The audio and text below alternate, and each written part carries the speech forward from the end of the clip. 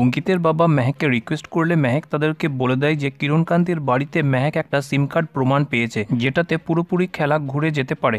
তারপর অঙ্কিতের বাড়িতে শুরু হয় মেহেকের ভাত কাপড়ের অনুষ্ঠান, যেখানে সমস্ত রকমের শপথ আর প্রতিশ্রুতি দিয়ে মেহেককে নিজের স্ত্রী হিসাবে তার ভাত কাপড়ের দায়িত্ব নেয় অঙ্কিত। তারপর মেহেক তার ভাত কাপড়ের ভাত খাবে, তখনই পাগল প্রেমিক কৃপান আবার মেহেককে ফোন করে তার খবর নিতে থাকলে কৃপানের সামনে মেহেক শুরু করে দেয় তার নাটক। কৃপান বলে, আমি এই মুহূর্তে তোমার কাছে থাকতে চাই। মেহেক বলে, না না, তুমি বাড়ির আয়োজন সামলাও, তোমাকে এখন এখানে আসতে হবে না আমার লক্ষ্মী সোনা বর। মেহেকের মুখে এমন কথা শুনে কৃপান তো আকাশেই উড়ে যায়। অঙ্কিতের বাবা মেহেককে বলে যে তুমি আর তোমার গীতা বৌদি কিন্তু আগুন নিয়ে খেলা করছো।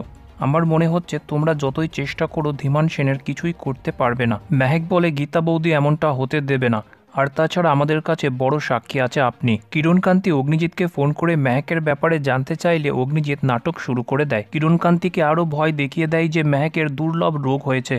তারপর কিরণকান্তি কি রোগ হয়েছে জানতে চাইলে অগ্নিজিৎ একটা ডিকশনারি পড়ে কঠিন একটা রোগের নাম বলে দেয়। রোগের নামটা শুনে কিরণকান্তি ভীষণ ঘাবড়ে যায়। তারপর অগ্নিজিৎ বলে যে আমার মেয়ে কিন্তু আপনার ছেলেকে ভীষণ ভালোবাসে, দিনরাত শুধু কৃপু কৃপু করছে, কৃপু ছাড়া কথাই বলছে না। আর আপনি চিন্তা করবেন না, ফুলসজ্জার আগে আমার মেয়ে আপনাদের বাড়ি পৌঁছে যাবে।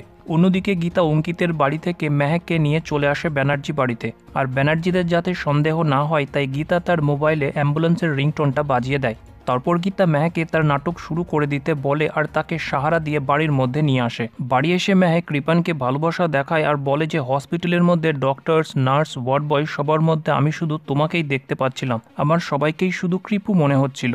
কিন্তু ভজন যখন জিজ্ঞাসা করে কোন হসপিটালে ছিলে, প্রেসক্রিপশন কই, ভজনকে চুপ করানোর জন্য মেহেক তার নাটক আরও বেশি বাড়িয়ে দেয়। আর মেহেকের নাটক দেখে কৃপান ভজনকে তার মুখ বন্ধ করতে বলার পর মেহেকের যত্ন নিতে শুরু করে।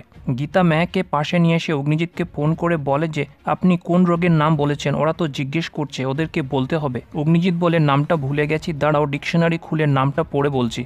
এত বড় নাম শুনে গীতা হতবাক। তারপর গীতা যখন ভজন আর সবাইকে রোগের নামটা বলে তাদের মাথায় কিছুই ঢোকে না।